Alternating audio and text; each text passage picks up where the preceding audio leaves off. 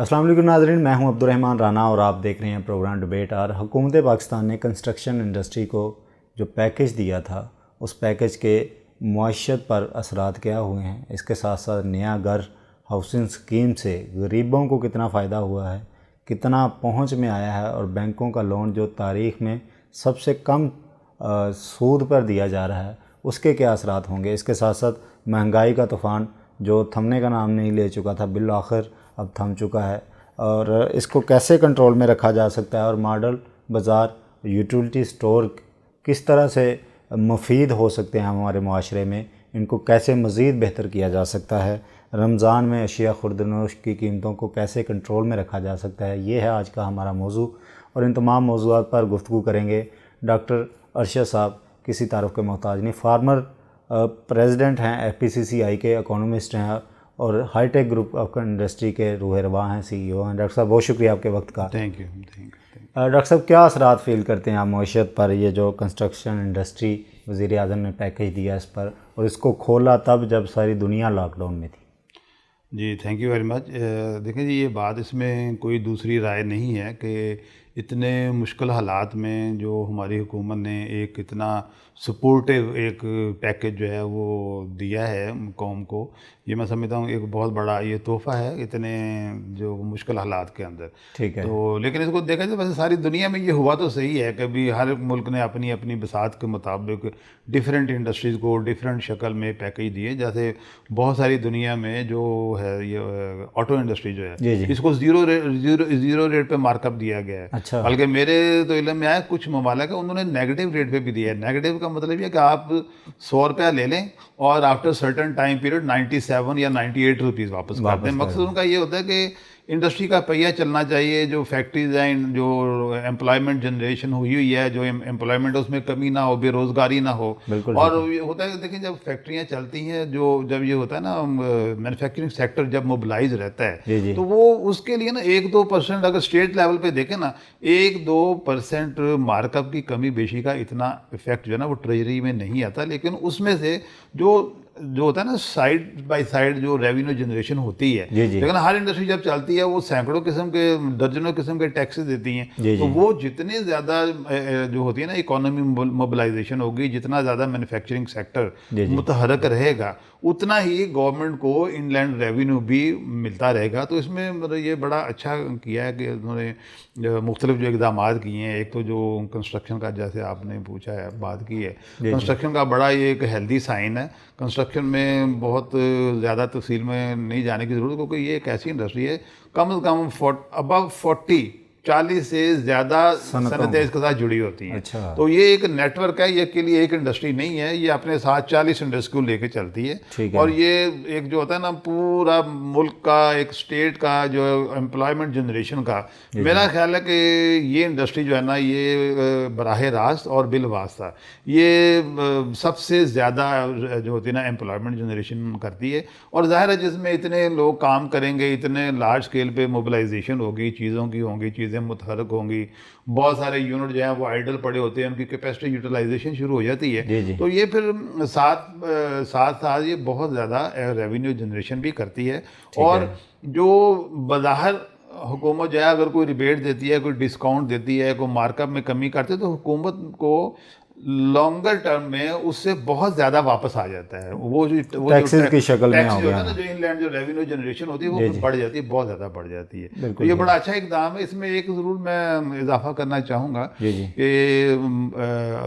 ये मैं क्रिटिसिज्म नहीं है, मैं फर्दर इसको रिफाइन करने के लिए, मज़ीद बेहतरी के लिए। और मैं चाहता हूँ कि ये एक ऐसा स्टेप है कि इसको ना सिर्फ ये कि हुकूमत जारी रखे, इसमें कुछ और बेहतरियाँ भी कर दे। इसमें एक तो यह कि ये टाइम बाउंड ना करें। अभी तक जहाँ तक मेरी इन्फॉर्मेशन है, ये है कि आप 30 जून तक, इसमें जो मेरा इल्म है, अगर मैं कमी कोताही हो तो मैं सुनने वाले से कहूँगा मुझे करेक्ट कर दें, कि अभी तक ये है कि 30 जून तक इसमें जो भी अफराद या अदारे जो है वो इसमें इन्वेस्टमेंट करना चाहें, वो जितना पैसा इसके लिए बैंक्स में अपने उस अकाउंट में, पर्टिकुलर अकाउंट में डिपॉजिट करा देंगे, तो उसका सोर्स नहीं पूछा जाएगा।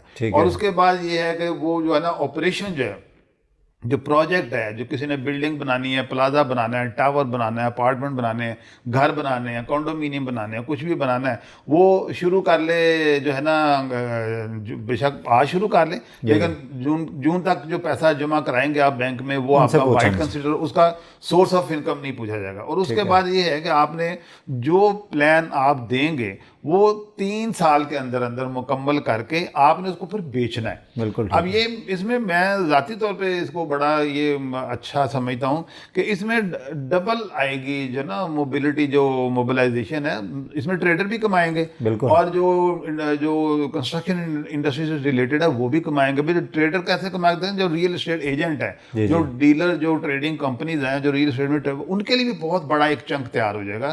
وہ 3 سال میں ان کو بھی ٹریڈنگ کرنے کے لیے بہت بڑا والیوم, بہت بڑا کوانٹم ملے گا.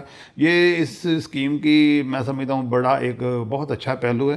اس میں صرف میں اضافہ اتنا کرنا چاہوں گا کہ اس کو ٹائم باؤنڈ نہ کریں.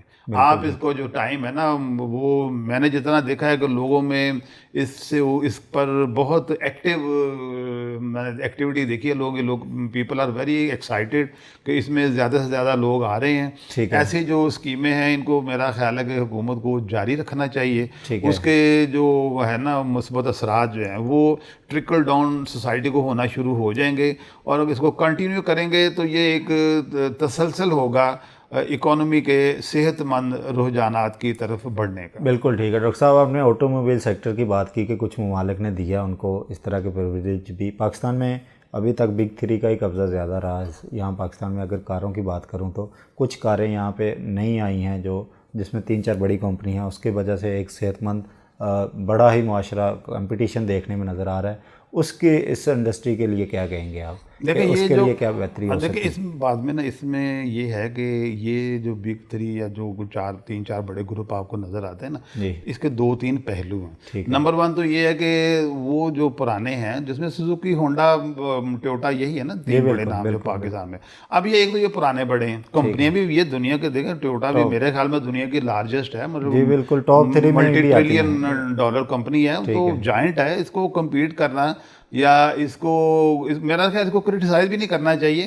میرا خیال میں یہ ہے, دیکھیں کہ جو ہوگا نا ان 3 بڑے ہاؤسز کے بعد کسی اور کا جو نمبر آنا ہے نا پاکستان میں, وہ تب آئے گا جو نئے آنے والے ہیں وہ ان کے پیرلل, بلکہ ان سے بہتر اپنا جسے کہتے ہیں نا, ان کی زبان میں کہتے ہیں triple S, sale, service and spare. اگر دیکھیں یہ اس کا ایک تو مناسب قیمتوں پہ جو ہے نا اس کی دستیابی, اس کے اسپیئر پارٹس کی بھی, اس کی سروس بھی, اور اس کا اصل بات یہ ہے کہ پورے پاکستان میں ہوں. اور دوسرا ہر جگہ پر جہاں جہاں یہ پرانے جو برانڈ پاکستان میں ہے, ٹویوٹا, سوزوکی, ہونڈا وغیرہ, جہاں جہاں ان کی جو سروس جس سٹینڈرڈ کی دستیاب ہے اس سے کم از کم برابر. دیکھیں اگر آپ نے بریک تھرو کرنی ہے نا, بات یہ کہ کسی پہ انگلی اٹھانا بڑا آسان ہے. جو کہتے ہیں نا Rome was not built in a day. بات کہ وہ جو یہاں پہنچے ان کے پیچھے بھی انہوں نے, میں آپ کو اپنا ایکسپیرینس بتاتا ہوں. یہ میں ارلی 60s کی بات بتاتا ہوں. اچھا.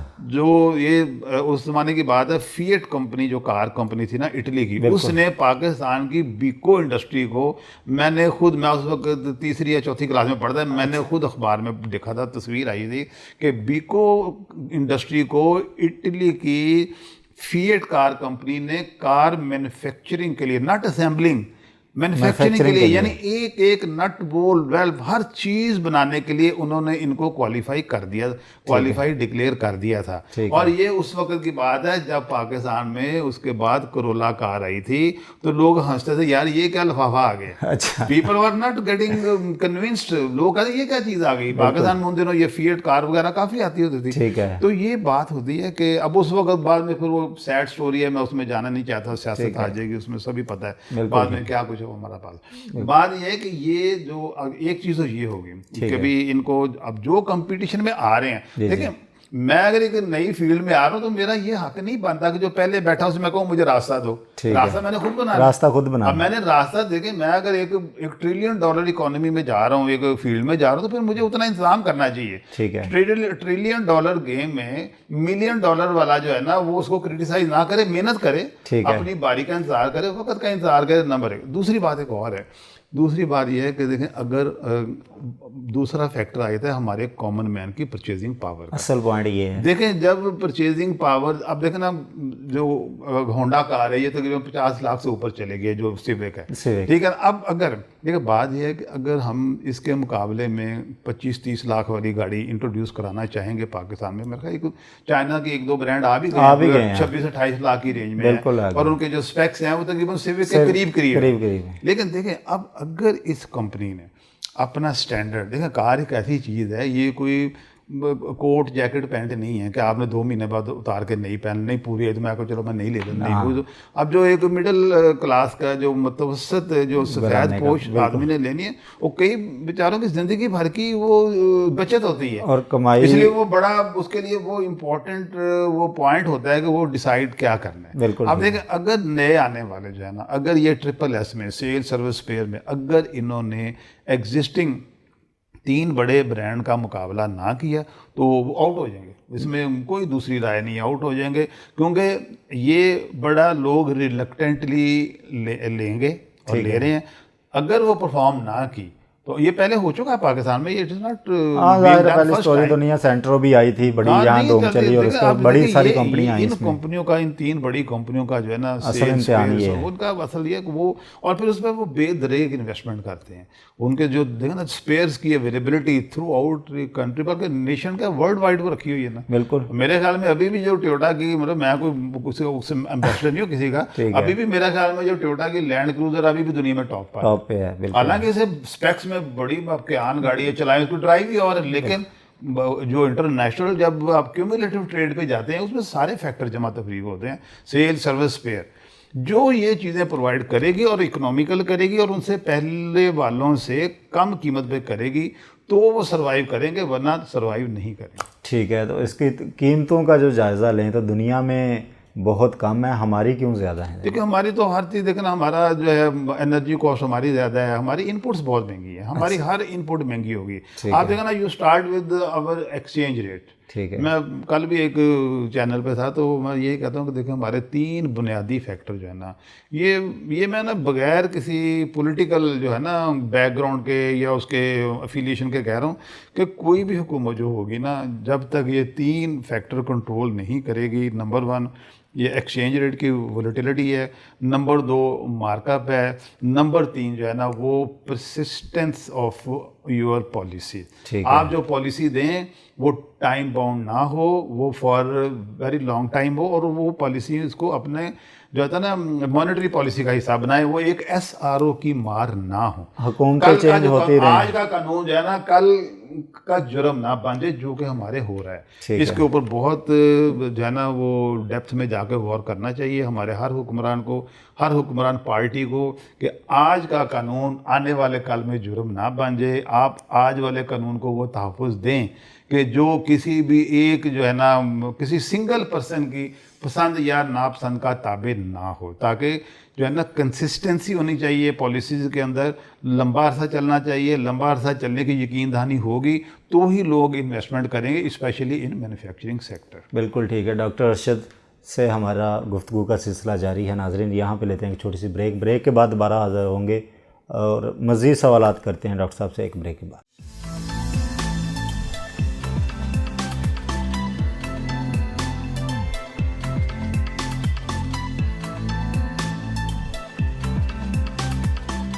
ویلکم بیک ناظرین. ڈاکٹر محمد ارشد سے ہماری گفتگو کا سلسلہ جاری ہے. ڈاکٹر صاحب بات ہو رہی تھی کنسٹرکشن انڈسٹری کی, تو اسی سے ریلیٹڈ نیا گھر اسکیم کا بھی افتتاح ہوا. 50 لاکھ گھروں کی بات کی وزیر اعظم پاکستان نے. ایک تو ٹارگٹ کے اچیو کے لیے یہاں پہ گراؤنڈ بریکنگ بھی ہوگی, کیا سمجھتے ہیں آپ کتنا بڑا یہ ایک نعرہ تھا, اور اس نعرے کو عملی جامہ پہنانے کے لیے جو تگ و دو ہو رہی ہیں وہ اس درست سمت میں ہے کہ یہاں اس میں اور بہتری کی گنجائش ہے؟ دیکھیں بات یہ ہے کہ یہ جو آئیڈیا ہے یہ نیا نہیں ہے. مطلب ہر حکومت ہر دور میں اگر آپ غور کریں نا, ہر دور میں جو کامن مین بلکہ جو کمپرومائز بجٹ کی جو ہماری اکثریت ہے ہمارے ملک میں, ان کے لیے ہر حکومت کسی نہ کسی شکل میں کوئی نہ کوئی اسکیم دیتی رہتی ہے. میرا اس میں مشورہ یہ ہوگا موجودہ جو ہمارے ریگولیٹرز ہیں, پالیسی میکرز ہیں, ہمارے پولیٹیشینز ہیں, پارٹی رولنگ پارٹی ہے, کہ ان کو وہ سارے جو گزشتہ ادوار میں جو ہاؤسنگ سے ریلیٹڈ جو پلان جو پروجیکٹ آتے رہے ہیں، جن وجوہات سے وہ یا تو فیل ہوئے اور یا ان کے اوپر نکتہ چینی ہوئی، وہ کرٹیسزم کا شکار ہوئے، وہ پولیٹیسائز ہوئے، وہ فیکٹر دیکھیں مطلب اکیلے کسی کا نام لینا مناسب نہیں لگتا، ٹھیک ہے نا، ہم تو کوئی سیاسی لوگ تو ہیں نہیں۔ اب وہ دیکھیں وہ چیزیں ساری جو ہے نا وہ روز روشن کی طرح عیاں ہیں، وہ سارے جو نقائص، جو خامیاں، جو کوتاہیاں، جو کمزوریاں پہلے ادوار میں ایسی اسکیموں میں ہو چکی ہوئی ہیں، ان کی لسٹ آپ کے سامنے ہونی چاہیے۔ میں تو کہتا ہوں اس کو چیک لسٹ بنا کے سامنے رکھیں، اسٹڈی کیس کریں گے، ہاں کبھی دیکھیں یہ ہوا تھا غلط ہم نے نہیں کرنا، یہ غلط ہوا تھا ہم نے نہیں کرنا، یہ غلط ہوا ہم نے نہیں کرنا۔ بڑی اہم بات ہے کہ کیس اسٹڈی کر لیں، what to do and what not to do, یہ ان کو سامنے رکھ کے کرنا چاہیے، اور جتنی اس میں ریفائنمنٹ ہو سکتی ہے کرتے رہنا چاہیے۔ دیکھیں کوئی اچھے کام کے لیے صرف ارادہ چاہیے، ول ٹو ڈو ہونے چاہیے، راستے بڑے ہوتے ہیں۔ بالکل ٹھیک ہے، آگے بڑھتے ہیں۔ تو یہ جو مہنگائی کا طوفان خدا کر کے تھوڑا تھما، وزیر اعظم کی بڑی کاوشیں اور وزیر اعلیٰ پنجاب بڑے ایکٹیو رہے، صوبائی حکومتوں میں بڑے ٹاسک دیے گئے کہ اب تو کیونکہ یہ صوبائی معاملہ ہے، کیا سمجھتے ہیں ماڈل بازاروں اور یوٹیلیٹی اسٹور پہ؟ تو میں بعد میں آتا ہوں کہ کیسے مفید کیا جا سکتا ہے، لیکن مہنگائی کی جو پیمانہ اس کو کیسے نیچے لایا جا سکتا ہے مزید؟ مہنگائی کی جب ہم بات کرتے ہیں نا تو یہ ایک نا ریلیٹیو اصطلاح ہے، ریلیٹیو ٹرم ہے۔ لیکن اگر آپ حکومتی سطح پہ شروع ہوں، کیا حکومتی جو ادارے ہیں کیا وہ خود مہنگائی کرنے میں ممدد تو نہیں بن رہے؟ اچھا، جب اگر دیکھیں نا بنیادی ان پٹ کاسٹ اگر ہم بڑھاتے جا رہے ہیں، ہمیں یہ دیکھنا چاہیے کہ بجلی کی قیمت نہ بڑھانے سے جتنا خزانے کو نقصان ہوگا، کیا ایسا بھی ہو سکتا ہے کہ دوسری شکل میں جو فائدہ ہے عوام کو وہ اس سے زیادہ کا ہو جائے گا۔ ٹھیک ہے، میں کہنا یہ کہنا چاہ رہا ہوں کہ فرض کریں آپ بجلی کا 100 روپیہ ریٹ بڑھایا، ٹھیک ہے، اس کو آپ کہتے ہیں میں نہیں بڑھاتا، 100 روپے نہیں بڑھائیں گے تو اس کا فائدہ عوام کو اگر 1000 روپے کی شکل میں جا رہا ہے تو پھر وہ 1000 روپے جانے دینا چاہیے، اس 100 روپے کا کوئی اور ارینجمنٹ کر لیا جائے۔ اب ہماری بیسک جو ہے نا ہماری ان پٹس ہیں نا، وہ میں سمجھتا ہوں کہ بڑے عرصہ سے وہ ویری سوری ٹو سے مطلب کہ وہ لمٹ لیس ہوتی جا رہی ہیں، بے لگام ہوتی جا رہی ہیں۔ ان کو کنٹرول کیے بغیر اگر آپ پرائس کنٹرول کریں گے نا، وہ ایک غیر فطری عمل ہوگا۔ اس میں انفورسمنٹ ادارے جو ہوں گے وہ بھی خام خواہ ان کو آپ آزمائش میں ڈالیں گے، ان کی انرجیز آپ ضائع کریں گے، ان کے ایفرٹ ضائع کریں گے۔ اور دوسری کیا ہوگی، دیکھیں اب مہنگائی پہ جب آپ بات کرتے ہیں، بازاروں کی بات کرتے ہیں، میں ایک چیز کہتا ہوں، آپ لاہور شہر کو لے لیں، ٹھیک ہے، دوسرا بڑا شہر ہے پاکستان کا، ذرا سروے کر کے دیکھ لیں کہ کتنی دکانیں جو ہے نا وہ بہت امیر لوگوں کی ہیں، کتنی درمیانے لوگوں کی اور کتنے بہت متوسط یا غریب لوگوں کی ہیں۔ میرا خیال جو تیسری کلاس ہے نا وہ میرا خیال 80% ہے۔ اچھا، اب وہ دیکھیں وہ بیچارے جو چیزیں لیتے، میں اس میں جب وہ کہتا ہوں میں ریڈی والے کو اس میں شامل کرتا ہوں، ریڈی والا بیچارہ سبزی منڈی سے جا کے لے کے آتا ہے چیزیں، ریٹیل میں بیچتا ہے، سارا دن بیچارہ گھومتا پھرتا ہے، محنت کرتا ہے، سب کو پتہ ہے آپ کو۔ بالکل ٹھیک ہے۔ اب بات یہ ہے کہ اب سبزی اور پھل جو ہے نا ان کی ان پٹ کاسٹ دیکھ لیں، ہر چیز جو ہے اب جو سبزی اور پھل جو بھی زرعی اجناس ہیں وہ سیڈ سے شروع ہوتے ہیں، اس میں فرٹیلائزر آتا ہے، اس میں پیسٹیسائڈ آتے ہیں، اس میں پانی آتا ہے، اس میں لیبر آتی ہے، اس میں ٹرانسپورٹیشن آتی ہے۔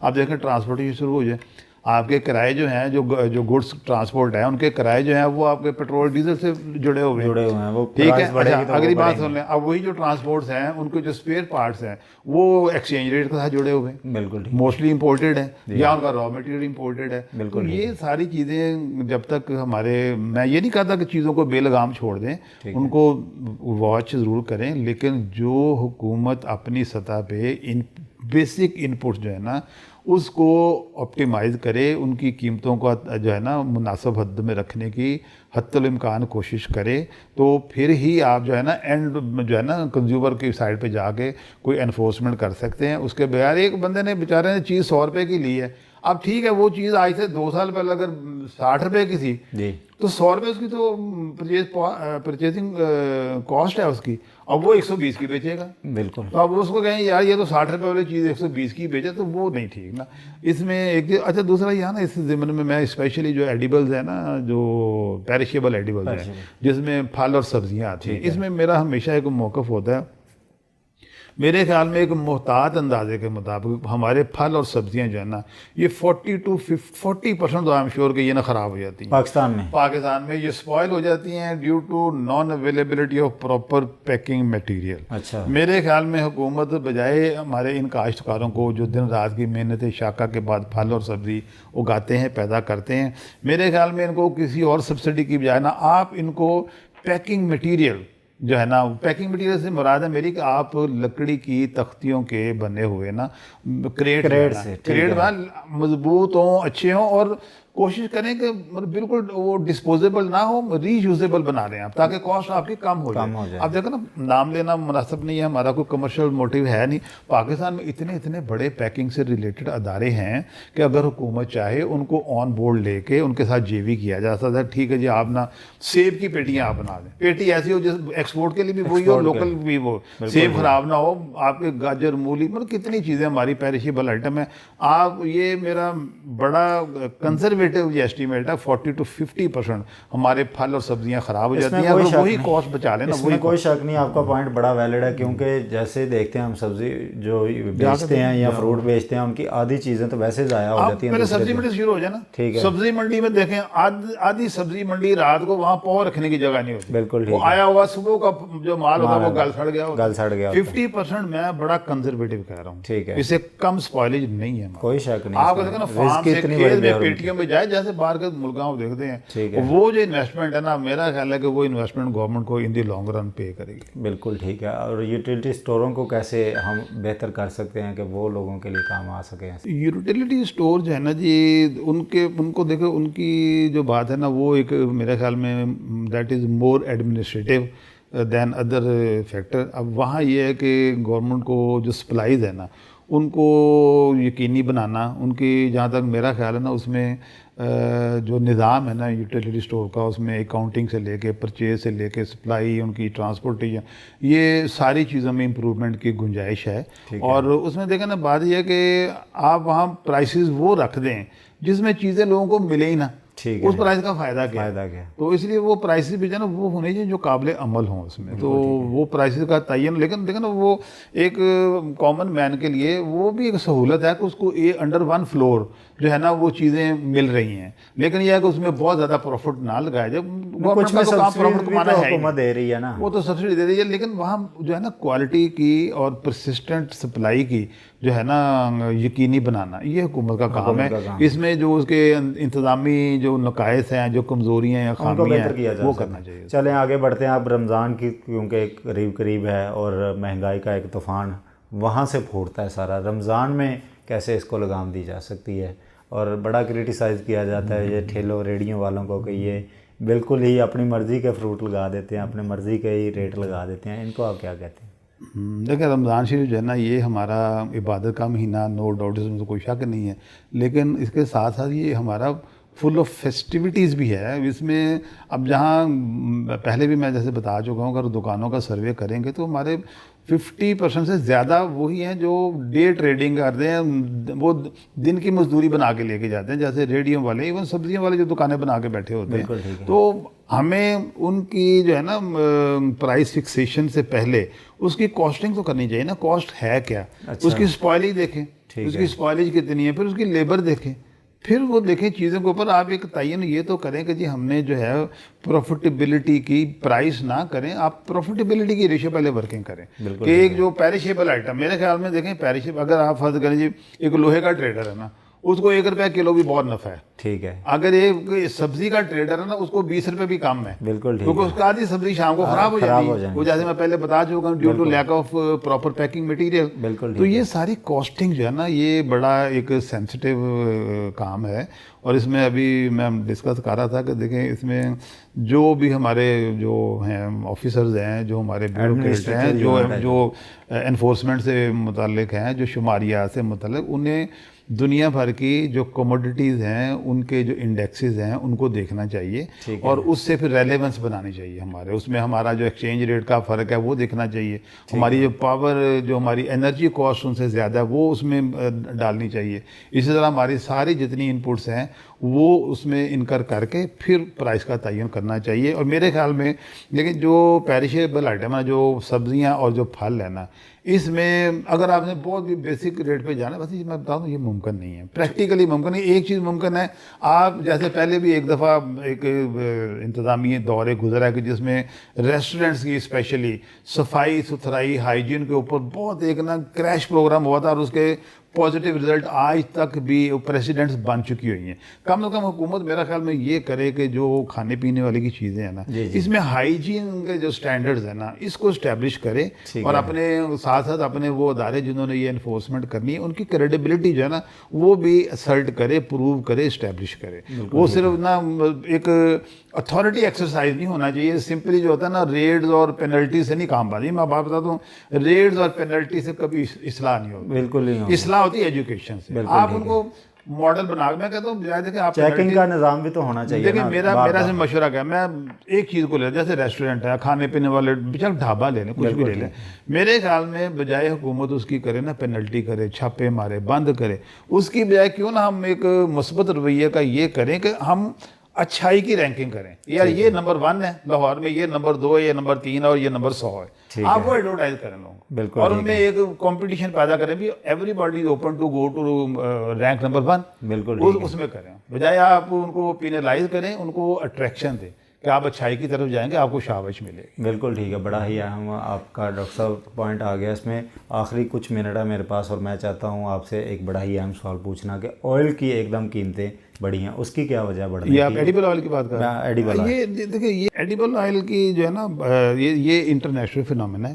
اس میں جو ہوتا ہے نا, میں آپ کو مختصر یہ بتاتا ہوں کہ یہ 2-2.5 سال پہلے نا جو امریکہ اور چائنا میں ٹیرف وار شروع ہوئی تھی, ان دونوں ممالک نے ایک دوسرے کی امپورٹس پر 25% ایکسٹرا ڈیوٹی لگائی تھی. اور شروع میں یہ ہوا تھا کہ جب یہ ہوا, دونوں ملکوں کے درمیان ٹریڈ شرنک کر گئی تھی. اب اس کے بعد یہ ہوا ہے کہ جو چائنا جو ہے نا, یہ تو بہت زیادہ ان کی اکانومی بہت بہتر ہو گئی. اب اتنی بہتر ہو گئی ہے کہ وہ باوجود اس 25% ایکسٹرا امپورٹ ڈیوٹی کے, چائنا امپورٹ بہت زیادہ چیزیں کر رہا ہے.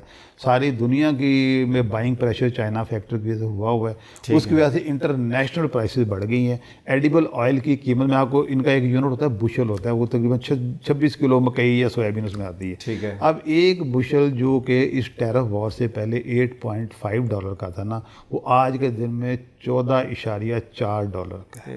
اس سے اندازہ کر لیں. بالکل ٹھیک ہے, پرسنٹیج آپ نکالیں, اور اسی ریشو سے قیمتیں بڑھی. اس میں آپ اپنا ایکسچینج ریٹ جمع تفریح, باقی اور کوئی فیکٹر نہیں, لوکل کسی نے نفع نہیں بڑھایا. اس میں آپ انٹرنیشنل پرائس بڑھنے سے اتنا کمپٹیشن اس فیلڈ میں, اتنا مطلب سینکڑوں تو پروڈیوسر ہیں. بالکل ٹھیک ہے, کیونکہ اس میں یہ ایک تنقید حکومت پہ یہ بھی آ رہی تھی کہ شاید ان کی نیگلیجنس کی وجہ سے. دیکھیں میں نے آپ کو بیسک چیز بتا دی ہے کہ $8.4 والی جو یونٹ ہے نا, وہ آج 14.4 کا ہے. بالکل ٹھیک, آپ اسی کو دیکھ لیں, اور اسی ریشو سے قیمتیں بڑھی. بالکل یہ جو تھا نا $170 والا جو آئل ہے نا, میں بلک کی بات کر رہا ہوں, $170 kg والا آج $240 ہے. بالکل ٹھیک ہے, یہ وہ فیکٹر ہے. ڈاکٹر صاحب آپ نے ڈبیٹ آر کی ٹیم کو وقت دیا, بہت شکریہ. Thank you.